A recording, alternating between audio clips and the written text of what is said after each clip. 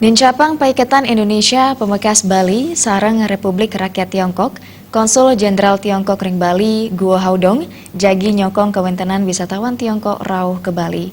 Konjen reksain wenten paiketan budaya sane wenten pantaraning Bali sareng Tiongkok. Konsul Jenderal Tiongkok ring Bali Guo Haodong latarang panincap paiketan sareng Indonesia Pamekasan Bali sareng Republik Rakyat Tiongkok mejanten sampun ngicen pausana becik majang widang ekonomi budaya wiadin pariwisata.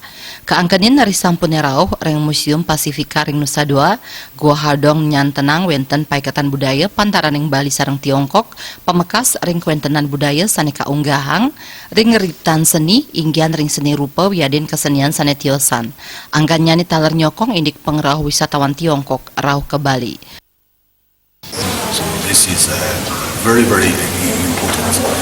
As I said, arts is a kind of common language of mankind.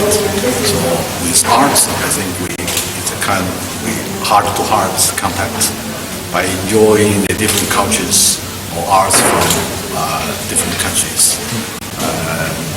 I think I will be very proud to introduce to my friends and visitors from China visit this museum. Thank you very much. Pengelola kawasan ITDC Nusa Dua latarang sane mangkin wisatawan Tiongkok sampun ngakehang saihang sareng wisatawan sane tiosan ring Nusa Dua sane agang ipun langkungan ring selai persen. Ya diastun asapunika ITDC mejanten ngutamayang wisatawan sane mabobot. Tetujuan ipun mangde pengerah wisatawan Tiongkok ke Bali saya waktu ngicen pausana becik majeng pariwisata Bali. Hari ini jumlah wisatawan Cina sudah jauh lebih tinggi dari wisatawan lain di Nusa Dua, dan tidak cuma kuantitasnya ya, tapi juga kualitasnya gitu. Karena yang kita kejar kan kualitas ya, wisatawan berkualitas yang tidak malah menyulitkan kita gitu, tapi betul-betul yang memang memberikan manfaat yang terbaik bagi rakyat dan warga Bali.